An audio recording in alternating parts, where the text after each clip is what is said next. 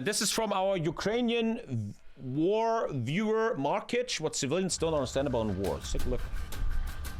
I would think it's probably about how war is boring. You just wait all the time. What civilians never understand about war. And to start off with, here's one that even veterans might not know, which is that front lines are not set in stone. At places, they span in either direction by 15 kilometers, and in others, they're 100 meters apart. There is not a soldier placed every 2 meters on the front line checking for Russians. It's pockets of bunkers, even kilometers apart, with overlapping sectors of fire. And in the age of drones, one thing I learned from watching Ukraine videos is also full of trash. Every time the Ukrainians go into like a trench, clear, blues, it's just so much plastic everywhere because everybody eats and then throws it away. There's no rules, right? This is even less so. And you can, like I did it. There's probably going to be studies how the war zone of Ukraine, Russia is going to be full of plastic in the ground for millions of years. Beginning of the war, walk a kilometer into Russian-occupied territory without even knowing it or firing my rifle. This happens all the time. Patrols slip in through the cracks, and they'll find themselves very deep into enemy territory on both ends. War is not and then we eat all that anymore. grain. It is drones. I've said this on my channel many times, but most of the deaths are from drones, either directly or indirectly, like it's calling in artillery. It's interesting how in World War I and II you will be traumatized from artillery strikes and Stuka, and these soldiers will probably be traumatized from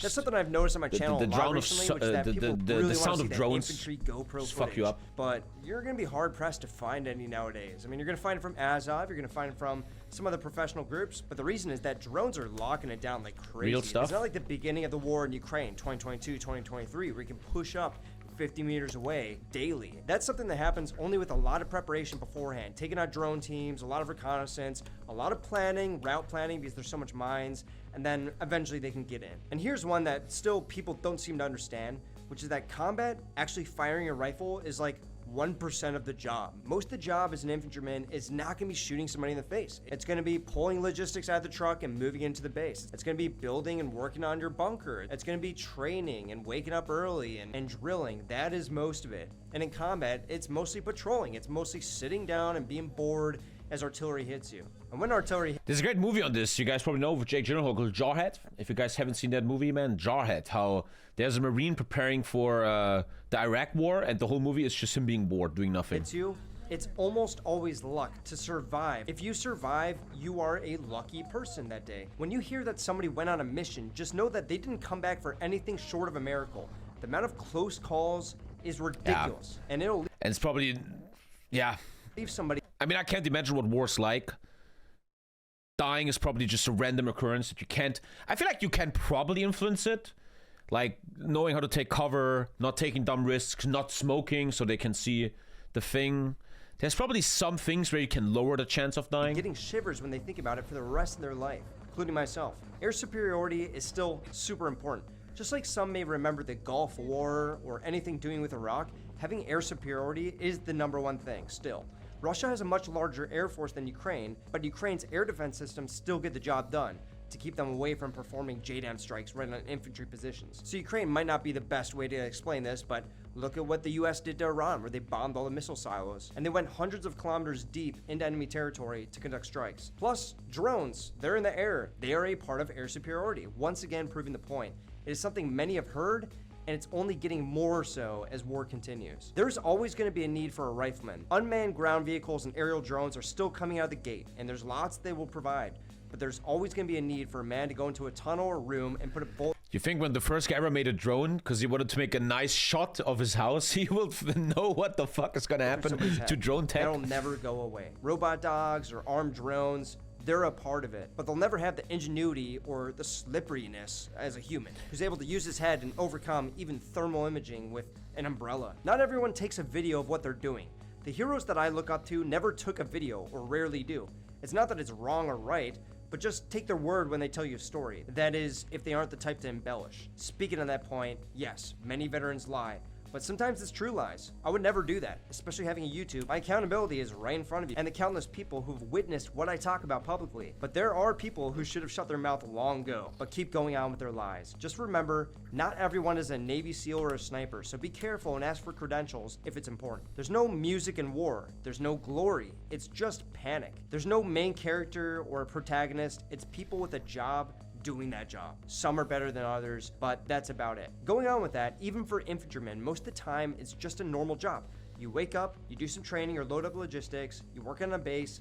That's the majority of the time. I already kind of spoke about that, but definitely worth saying again. War eats everything. I think it's something that everybody already saw in Gaza, but also in Ukraine. I found that civilians oftentimes underestimate how much war consumes. It's not just lives and lives of soldiers, but economies, families, future generations. In Ukraine, entire towns are... That's to me the saddest thing about war. However the war ends, there's so much trauma, man.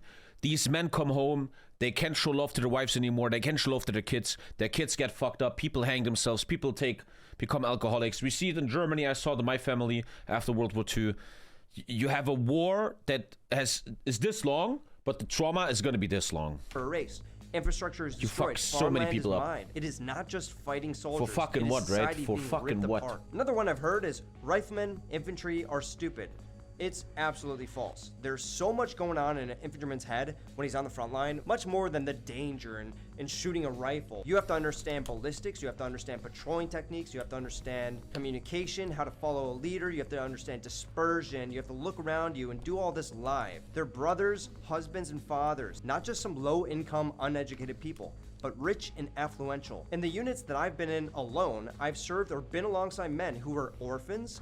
I've been around professional jewelers, kindergarten teachers, movie directors, photographers, painters, full-time soldiers, captains, sheriffs, and there's been me who grew up in a middle high-income family and neighborhood where I could have become an engineer. They are not dumb. They're just maybe less risk-averse or told to go here and do this when their country was invaded. They're drafted. Everything a soldier has, he carries into battle. I remember that when I was a soldier, man. You don't feel that in video games how it's heavy. The backpack and shit, and it is the exhausting. boots. You have it's all to very heavy patrol there stuff. with all that gear.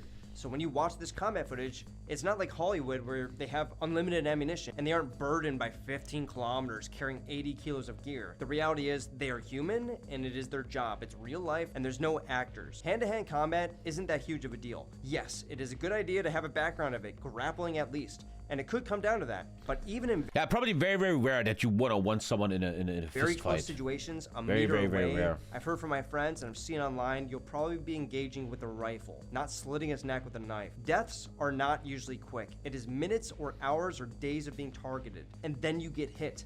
And you know you're gonna get hit. And then you're badly wounded for 30 minutes or even days. Unless you're hit in the head, which is one of the smallest parts in your body, and you have a helmet on you. But maybe you took shrapnel to your helmet and it was enough to knock you out and then you're bleeding out because it hit an artery. Or maybe you're super unlucky and it hit straight into your temple. But usually, people die very slowly. It's gruesome stuff. Stuff that makes even trained soldiers or drone pilots throw up when they see it. It is really bad, and you get a taste of it on YouTube, but you don't get the full picture. Explosions don't launch you. You feel a punch to your chest, it hurts and stuns and rocks your brain, which gives soldiers traumatic brain injuries, but that's about it. Unless it lands right on top of you, you're not gonna be thrown 10 feet in the air. You're gonna be pushed to the ground at the very most, in most instances. It depends on the bomb. And to hammer in that point, the last point, grenades are not that powerful. It depends on the variant. Like the American M67 uses a more potent explosive than the Russian F1, but neither is going to blow up houses. It's not going to knock you to the ground. Its explosive is meant to launch very, very small shrapnel into the air at high velocity, not to level buildings or bunkers or throw somebody into the air. And that's about all I want to say. Yeah, we all know the today. video of the knife fight, but that's ultra rare. I just want to Something say, that happens. I'm not mad at you if you don't know these things. I'm just speaking as a veteran, saying some things that I think maybe you didn't know. So anyway, thanks for listening. She slipped through my fingers like sand. Heard that she had a man. Now I'm just sitting here sad. Oh well, ship sail. She slipped through my fingers like sand.